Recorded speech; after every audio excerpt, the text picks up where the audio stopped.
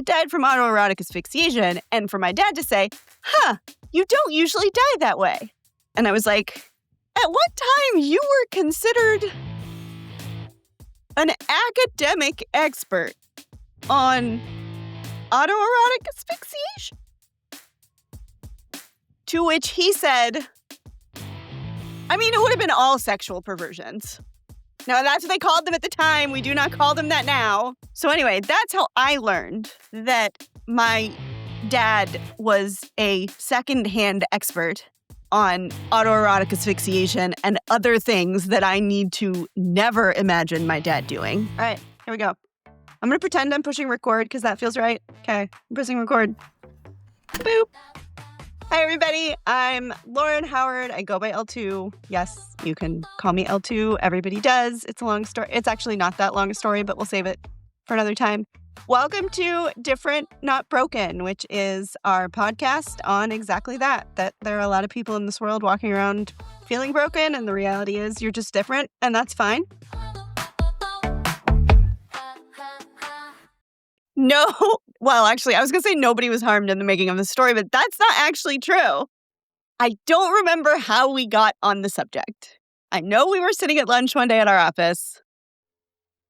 I feel like somebody maybe said, ladies can do stuff now, which is obviously a line that Danny Trejo, obviously, everybody knows this, right? A line that Danny Trejo says in Anchorman, which is one of my favorite movies in the whole world. Funny enough, my dad, who I usually had the same sense of humor as, hated Anchorman.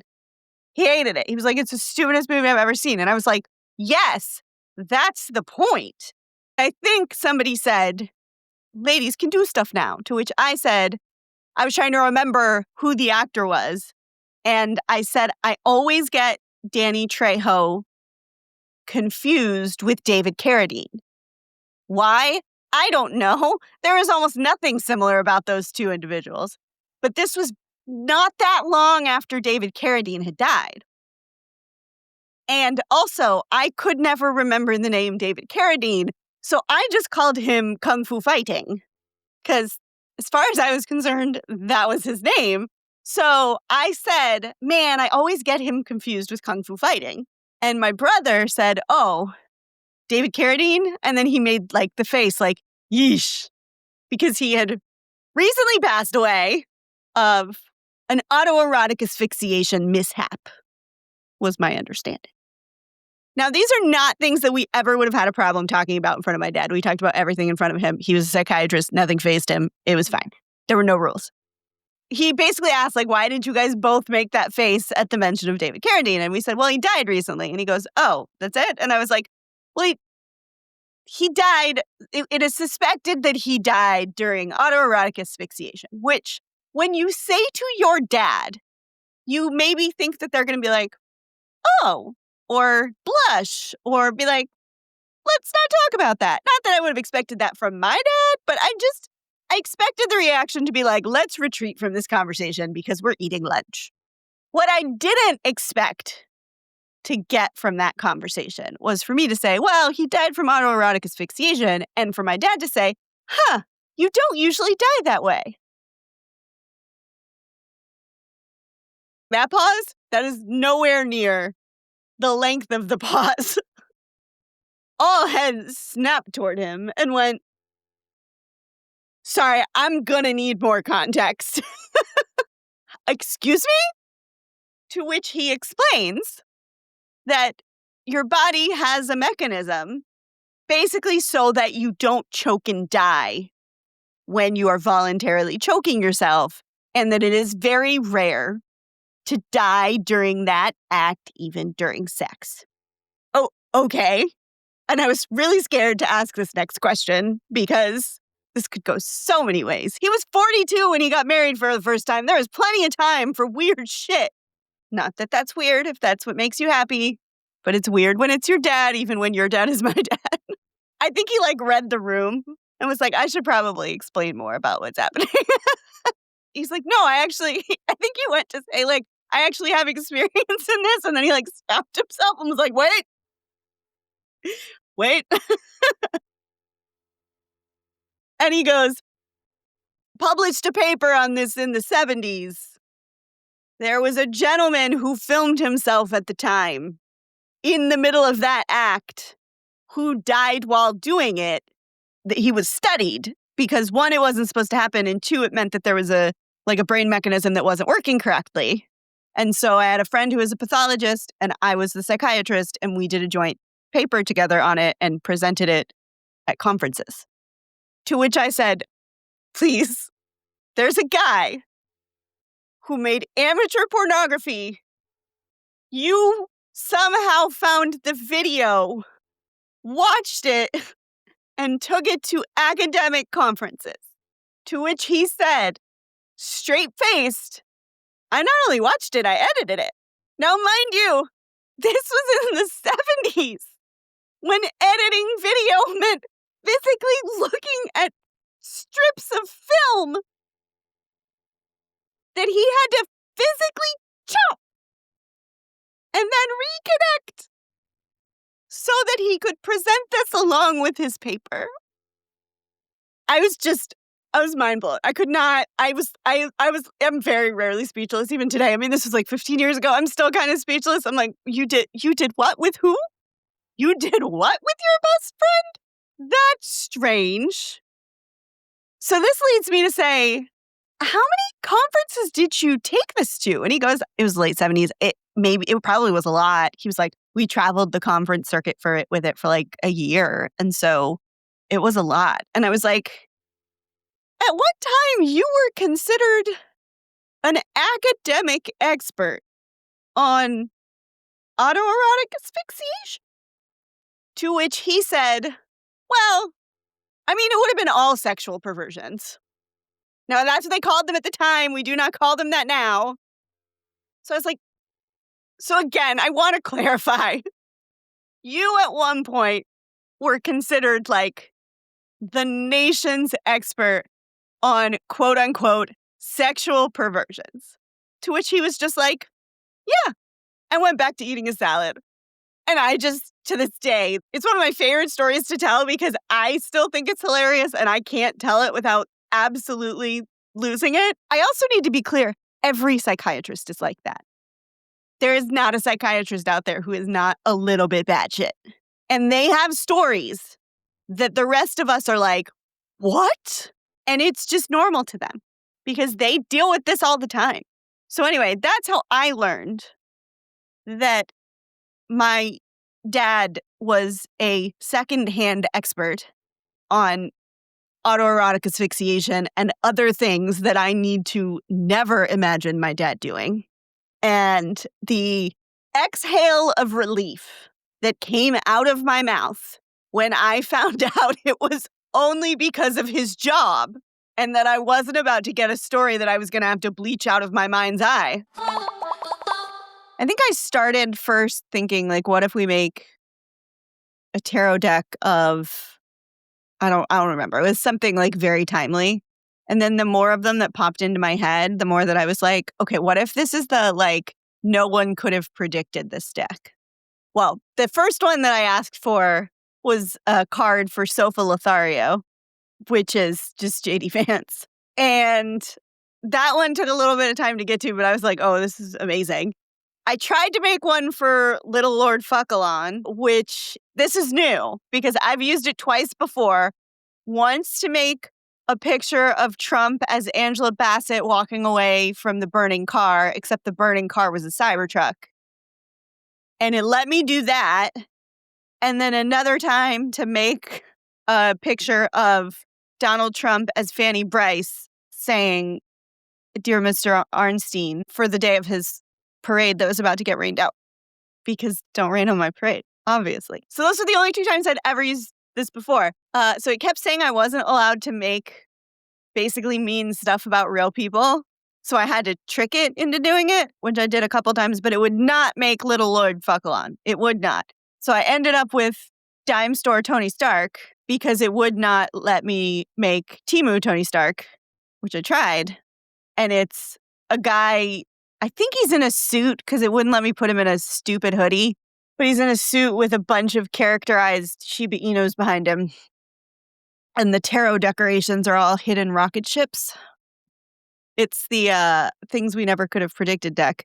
Supposedly to make a full tarot deck, you need like 76 cards or something. I don't actually know anything about tarot. I just was like, this would be hilarious if it was a tarot deck. And I think I have like 30 so far. And they're very funny. Like, even I laugh. Like, I forget, because you have to make so many bad ones before it finally spits out one that's usable. So then when I see the ones that I picked that were like, okay, this is usable, they're hilarious. Because I'm like, oh, I forgot about this. And like, I just do it. Like, I'll be in a meeting and I'll just like tell it, like, make me a card that says, and like nobody knows that I'm making counterculture tarot cards while we're making important decisions. So that's the thing. I'm not doing it right now, but I could be. Then I was scrolling Instagram and I saw somebody that explained how to make like a dropship t-shirt site on Etsy. And it occurred to me that like, if I only make $1 per shirt, but I don't have to do anything for it, that's fine. I set up a West Wing themed t-shirt shop on Etsy and made a bunch of shirt designs. And I've always wanted to do this, but I've never been able to design them. And now I have a way to design them. And I guess you have like a 15-day window where you can't advertise yet on Etsy. So I have to wait. But in the time that it's been up, which is only like 2 days, I've already gotten like 12 site views and a bunch of favorites on my shirts. So I feel very accomplished. They're all like deep, deep West Wing jokes that like, if you don't know the like actual show inside and out, you will not get them at all. And actually, some of them aren't even really like jokes about the show. They're jokes about the show. Like things that people say about the show that you have to be a giant nerd to know. And I am, in fact, a giant nerd. And now we'll go to Allison, who has this week's small talk. Okay. So our question today is, I've always wondered when the right time to enter a conversation is. It's something I've struggled with my whole life. Any ideas are appreciated. That's a really good question. And also something that I'm not sure that I've mastered, but I only say that because I don't know that anybody has. It depends on the type of conversation. It depends on if people know that you're hanging out. It depends on how personal it is. Part of what sounds right to me is accepting that this is going to be an awkward transition. I'm the type of awkward person that if I know something's going to be awkward, I just draw attention to how awkward it is, which usually deflates the situation and like makes people feel more okay with it, like better with the transition. So like if there was a conversation that I wanted to pipe in on and people were standing near me talking and I jumped in, which I don't usually do because ew people, but I would probably be like, okay, so this is super awkward, but, and then just jump in there and add what I'm thinking. And that actually is probably a really strong transition. Now, if you're talking about a professional conversation and people know that you're there, they're just not really including you, like they're going back and forth, you could say something like, can I just pipe in here? Because I think there's something you're not considering. But if there's a right time, that's hard to say without knowing what the other individuals are talking about. And the reason I say that is, if they're having like a private personal conversation, there probably isn't a right time. Unless you're going to draw attention to the fact that you are maybe overstepping a boundary there. Like if somebody's having a private personal conversation, you happen to overhear it and you realize that they're making a giant mistake or this is something you have deep experience with and you really want to help, you can make the choice that you are going to interject and then just say, so sorry, I don't know that this is any of my business, but this is my background and I would love, if you're okay with it, I would love to share these things. And then they may just invite you in. But there's also a world where they're having a private personal conversation and you're not supposed to jump in. And that's okay too, because that's their conversation. I think if you're in like a room full of people and there are two people who are dominating the conversation and you have something to add and you're expected to participate, then you can jump in at almost any time. And there are ways that, don't interrupt anybody, don't talk over anybody unless they're being rude to you, in which case, go for it. But wait for a brief pause. If you're like me, you have to like repeat the thing that you want to say over and over because it will fly away as soon as you stop. So that's a thing. But just wait for a brief pause and then say, just so I can pipe in here. Or also, I wanted to add, all of that is fine.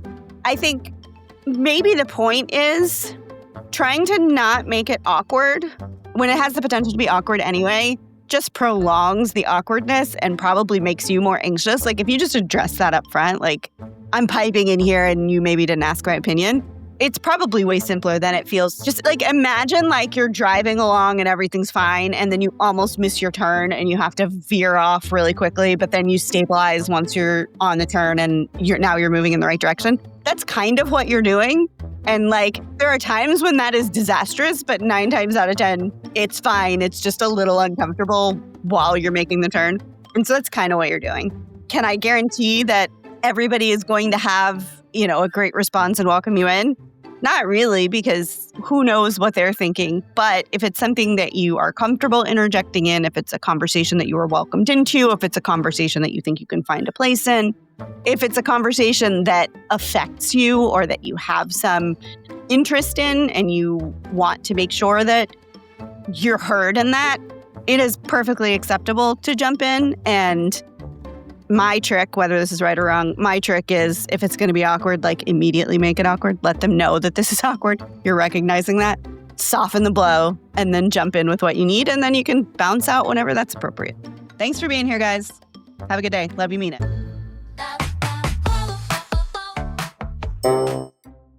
Okay, so this is interesting. You're actually on the main health chart, right? I was only checking the mental health charts. I'm on the health and on the health and wellness charts. On the very front chart.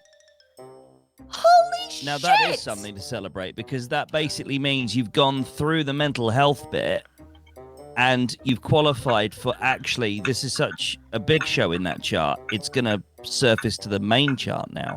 Those that are Wait, where? You just said in health. If I search healthcare. So if you go into the homepage of Apple Podcasts, yeah, you go to charts, and then you select health. Top shows health and fitness. That's where we are. Top charts. There we go. Let me see here. Okay. Yeah, so the health and fitness main chart. Top shows health and fitness. Got it. Holy fucking shit! It's 167. Yeah. That is pretty huge. Show me more. I've not Come on, seen Paige. that for a long time with anybody, to be honest. Holy shit!